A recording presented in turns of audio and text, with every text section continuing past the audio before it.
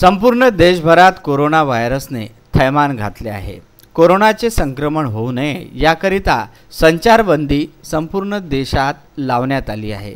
त्यामुळे अनेक गोरगरीब तसेच हातमजुरी करणाऱ्यांचे संपूर्णतः कामधंदे बंद पडले आहे। त्यामुळे या लोकांवरती आता चूल न पेटल्यामुळे उपासमारीची वेळ येऊन पडली आहे। त्यामुळे भारत देशातील जनता कामधंदे करणारे लोक आता त्रस्त झाले आहे। अमरावती शहरात सुद्धा विविध राजकीय व सामाजिक संघटनांतर्फे गरीब व गरजूंना मोफत अन्नदानाचे वितरण केले जाते। परंतु अमरावती पासून अवघ्या 7 किलोमीटर अंतरावर असलेल्या इमला या गावात कोणत्याच राजकीय व सामाजिक संघटनेने अजूनही या लोकांना या गाववासियांना मदत केलेली नाही। या गावातील गरीब व निराधार तसेच हातमजुरी करणारे व वृद्धांची खूपच हेळसांड होत आहे।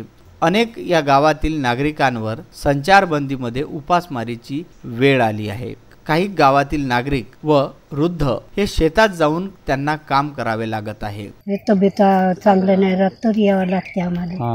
अजून आता काय करा, कोणी आहेच नाही ना आम्हाला पालनात पोसणार। आजी सरकार म्हणते घरी बसा, हो तर मग आता घरी बसल्याने तुझं पोट भरण काय? नाही, मग हे यावंच लागते ना। मग काय मजुरी भेटते?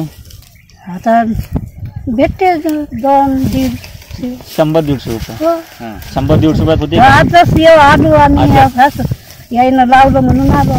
नाही तर काही वाटप बिटप झालं गावामध्ये? नाही, आम्हाला काहीच नाही भेटलं गावात, आम्ही नाही। राशन कार्ड आहे? काही बाय आहे का? काही नाही, काहीच नाही, कोणीच नाही, मी एकटीच आहो। एकटीच आहे? अनाज पाणी कपडा लत्ता पाहिजे, कोण आहे आम्हाला पुरवणार? दवाई दवाखान्याचं हे सारं डोळाही दुखते, डोकं हात पाय, तर उन्हामध्ये काम करते। मग आता करावंच लागते, मग काय ना पोट भरावं आम्ही। मजुरी नाही लागत, हे कसंही आलं तर नाही तर उपाशी मरून राहिलो आम्ही घरी। राशन कार्डवर धान्याचे वितरण जरी केल्या जाते तरी त्यांच्याकडे कामधंदे नसल्या कारणाने पुरेसे पैसे नाही। त्यामुळे हे धान्य मिळूनही धान्य खरेदी करू शकत नाही असा यक्ष प्रश्न या गोरगरीब जनतेपुढे पडला आहे।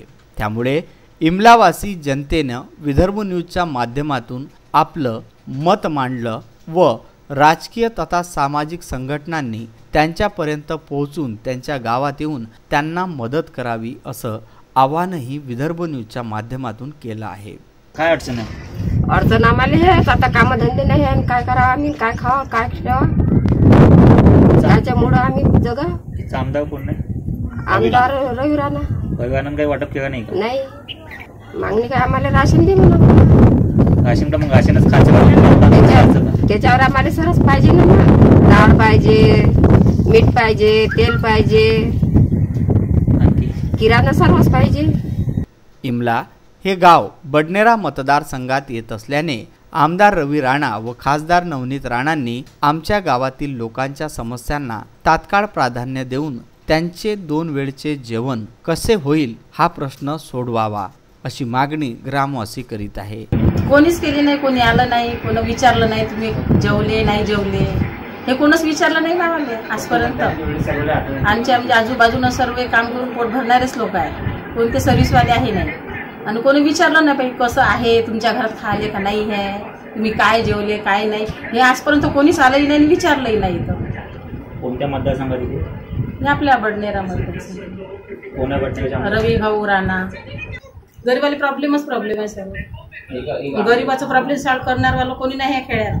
फक्त शहरातलं जेवण वाटप, अन्नाज वाटप, इकडे साखर आहे का, चहा घ्यायला साखर नाही, एक टाइम चहा पिणं चालू आहे आमचं फक्त सकाळी, बाकी संध्याकाळी तर चहा असते, म्हणजे कारण का किराणा भाव देतच नाही ना मला उधार, कुठपर्यंत उधार द्यावं म्हणते तुम्हाला, कामधंदेच नाही तर कसे काय देणार आहे ते लोक? म्हणून म्हणतो का काही ना काही गरीबावर लक्ष करा, आपल्याच पोटाकडे लक्ष करू नका, काही ना गरीबाचं। कोरोना व्हायरसने मरण्याआधी आमचे मरण उपाशी राहूनच होण्याची शक्यता असल्याचे ग्रामवासियांचे म्हणणे आहे। या कोरोना व्हायरसमध्ये एवढा वैताग आणला जीवनाला, परेशान झालो। मेन म्हणजे कसं नोकरी वगैरे आता म्हणजे पूर्ण पोलीस भरती तयारी करून आले, पूर्ण नोकरी वगैरे कॅन्सल झाली। ठीक आहे, त्याचा काही इश्यू नाही आहे. कॅन्सल झालं तर ठीक आहे, चालते, सर्व घरी बसल्या चालते. बट आता जे आम्हाला अन्न वगैरे जे लागते त्याच्या गरजा तर पूर्ण करा गव्हर्नमेंटनं. ह्या समस्या बाकी काहीच नाही. आम्ही आता आमच्या कुटुंबामध्ये 1 जण कमावणेवाला आहे, त्याच्यामध्ये आता पूर्ण ते पण घरी बसला. आम्ही मातीबुटी खा हे गव्हर्नमेंटला समजायला पाहिजे. सिटीमध्ये अन्न वाटप वगैरे चालू आहे, पण खेड्यामध्ये कोणी लक्ष नाही देते ना. विदर्भ न्यूज करिता जितेंद्र कांबळे यांचा हा वृत्तांत.